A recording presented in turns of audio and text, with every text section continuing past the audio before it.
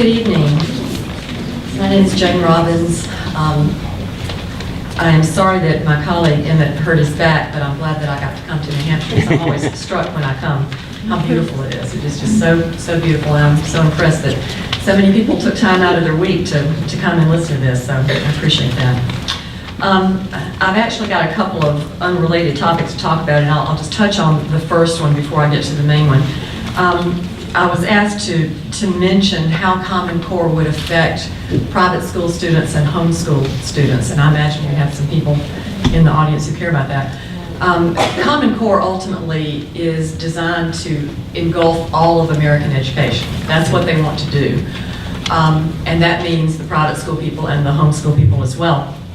The way they're going to do that is, well, several ways. One is through accreditation. Some states, it varies from state to state, require some accreditation of private schools or private schools who want to benefit from certain aspects of the state education system. They become accredited, which means they have to give the state test, which means if you're in one of the Common Core tests, that's the test you have to give, which means you have to teach that curriculum so that your kids will do well on the test. And there are states that require some sort of accreditation for homeschools. The SAT has been threatened to be aligned with Common Core since David Coleman, whom Sandy talked about, is now the president of the College Board. He wrote the English standards, and now he's head of the College Board and says he's going to align the SAT to Common Core. And if that happens, if you want your kid to go to college, then you have to worry about that. If states start pulling out of Common Core, that is a very good thing. That means that will make it a lot harder for SAT to start aligning to something that's going to leave half the kids in the country out of in the rain. Then another way is that, as I was talking to a person from the Association of Christian Schools, so many kids move back and forth between private schools or homeschooling and public schools, and they become concerned that, well, if all the public schools are doing this, then do we have to do it too for when my child goes into high school, and he needs to know this. And then we also see some of the curriculum that are developed for homeschools are now advertising that they're aligned with Common Core. And most of the homeschoolers I know say, well, forget that one, I'm not buying that. But it does creep into the curriculum for private schools and homeschools. And then we have the whole subject of the Catholic schools, which is personally distressing to me that there have been about 100 dioceses throughout the country who have adopted Common Core, and that's a whole other thing, and we're trying to work on the bishops on that so that they will start to understand what exactly that means. Okay. All right, what they wanted me to talk about mostly tonight is the data collection and the student privacy. People seem to be concerned about that for good reason. One thing that I would mention, because this is intimately connected with the data collection, is that Common Core is not an education model. It is a workforce development model. They are not trying to develop educated citizens. They are trying to develop people who can go into entry-level jobs in the workforce. It goes back to the old progressive notion that this is what you're trying to accomplish. You're trying to program people and track them and guide them and channel them into what the smart people at the top think will be the jobs of the future. So that's what Common Core is doing, essentially.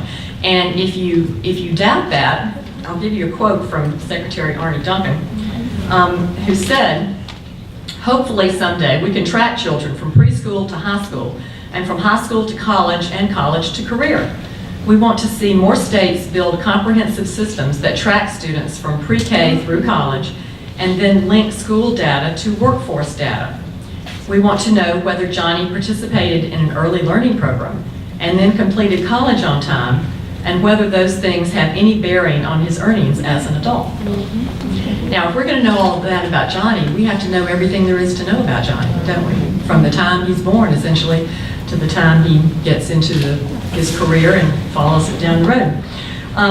So, because the idea is that we have got to have very smart people at the top who will be planning all of this, planning our economy. You can't just let the country drift along with economic freedom. That doesn't work. You have to have people planning it. And if you're going to have that, then you have to have the data to see who has had what education, who is trained for what, who can fill what jobs. And that's what we're looking at. And that's what Secretary Duncan wants to do. Now, the problem from his perspective is that there is a federal statute that prohibits the maintenance of a national student database. So what do you do about that? Well, you get around it. The way you get around it is you incentivize the states to build their own databases.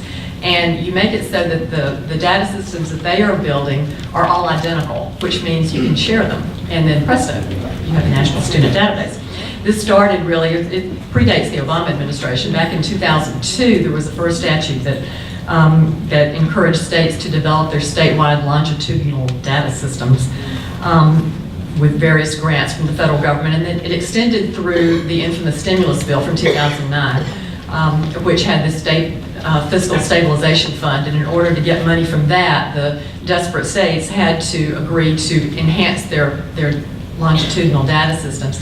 And then it went through the race to the top. That was part of race to the top. If you wanted to apply and have any chance, any realistic chance of getting money from race to the top, you had to agree to adopt the standards, to adopt one of the tests that goes with the standards, and to enhance your student longitudinal data system. Now, what kinds of data are we talking about? Well, according to the National Education Data Model, which is connected with the Department of Education, there are over 400 data points that they encourage you to be working towards in your state system. It's not mandated right now, but that's what the goal is. And this would include things like health history, disciplinary history, family income range, voting status, religious affiliation, all kinds of things. If you look at the list, I mean, it's like this thick. Now, is this connected with Common Core? Yes, the most direct connection is through the testing, because New Hampshire is in the Smarter Balanced Assessment Consortium, which is one of the 2 federally funded consortia of tests. By the way, you may be interested in knowing this, Smarter Balanced is known throughout the country as the more wacko, left-wing, weird testing consortium.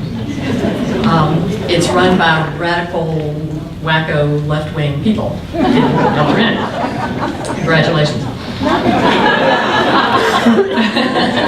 Tell us what you really Talk to me afterwards. But Smarter Balance has a cooperative agreement with the U.S. Department of Education.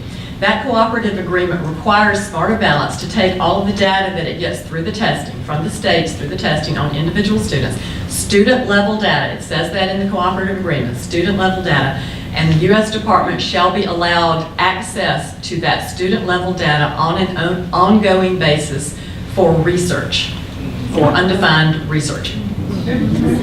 Parents will not be allowed to object because parents won't even know it's happening. Okay, now we're told not to worry about this because this will all be in compliance, done in compliance with the federal student privacy law, which is called FERPA, Family Educational Rights and Privacy. Are you going to talk about that? No, go ahead.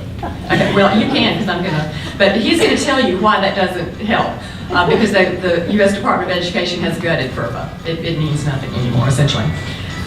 Okay, now, if the data goes to the federal government, where might it end up? Well, remember, this is a workforce development model, so it might end up with the Department of Labor, which it does. There is an initiative out there called the Workforce Data Quality Initiative, in which the U.S. Department of Labor and the U.S. Department of Education want to share data so they can track people from birth through career. And it is individual level information. Now, of course, under the new regulations, they can essentially share it with anybody they want to, as long as they use the correct terminology to share it. And so they could easily share it with the Department of Labor, with the Department of Health and Human Services, which would be helpful. You've got Obamacare going in, so the IRS will be in control of that, so that's comforting.